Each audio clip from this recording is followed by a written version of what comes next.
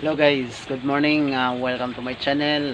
Ngayong umagang to, kailangan ko pumunta po ng Pasig Mega Market para mamili po ng aking makakain po dito sa bahay.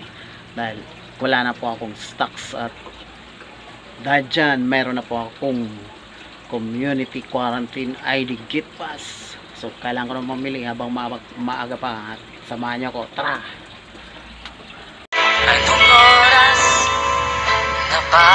Mula po dito sa labas, kailangan ko pa ito lakarin papuntang palengke kasi medyo malayo-layo pa po yung lalakarin ko. Babaybayin ko ito para exercise na rin. Ayan po, tingnan nyo po, habang naglalakad ako, wala pa ako makita ng mga pasakyan. Hira lang po. Sounds mo na. Sounds.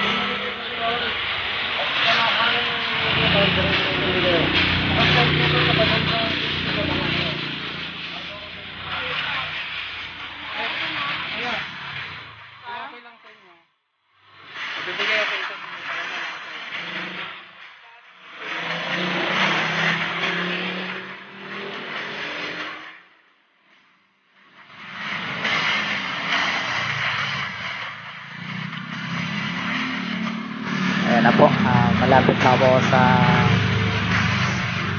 7-Eleven. Dito na po natin yung simbahan po. Puntaw na simbahan po ng Pasig.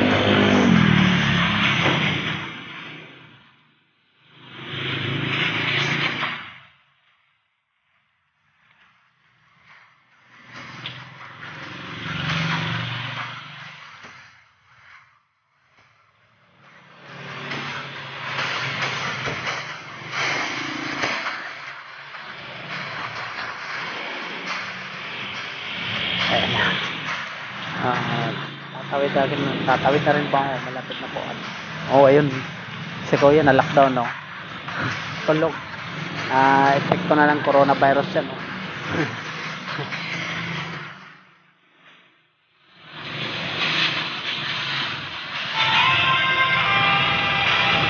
Ayan na po. Tawid na po ako sa kabila. Malapit na po sa konti na lang po, makakarating na rin po ako ng Mega Market.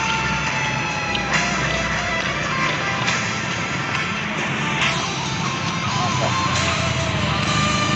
lagi pa rin. Kaya na po, papasok na po ako sa loob ng Pasig palengke. Napakadaming tao.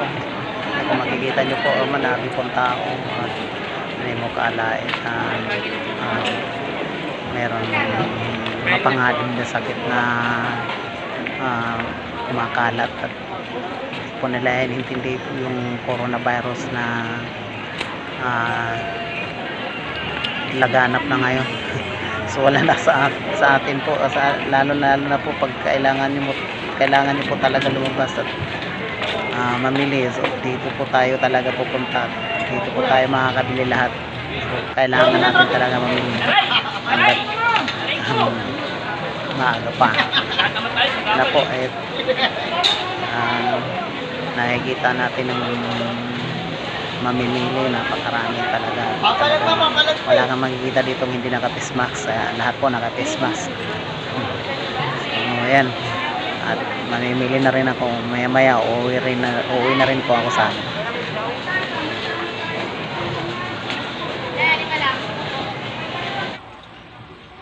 Hello guys, welcome to my channel. At nandito na po ako sa bahay. Kararating ko lang po galing Pasig palengke. Ngayong araw, alamin po natin ang epekto ng coronavirus sa atin at sa ating pang-ekonomiya at araw nating mga gawain sa bahay at lalong-lalo na po ang mga naiwan nating trabaho dito sa Pilipinas at sa sulok at pati ng ating bansa. Ay nakakaranas po ng takot at pangamba ang ating mga mamamayan dahil sa epekto umano ng coronavirus disease.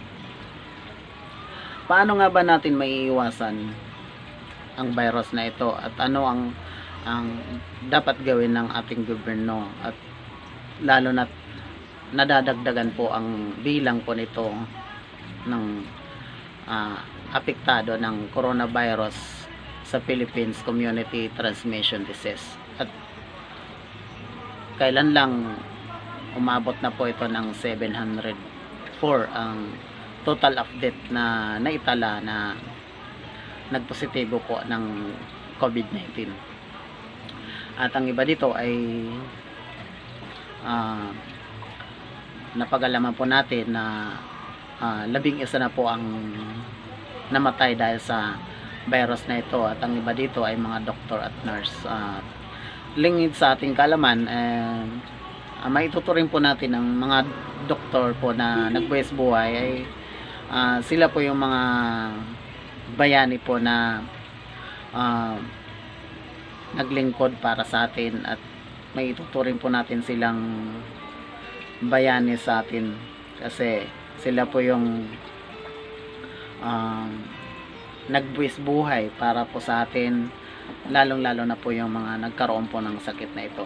At lingid sa ating kaalaman, alam naman po natin na ang mga doctors na ito ay talaga namang napakahirap po ang ginagawa nila, at gaya ng iba, akala nila ay nagkakaroon po sila ng diskriminasyon o pandirian po sila ng kanilang profession dahil nga sa epekto umano nito ng coronavirus disease.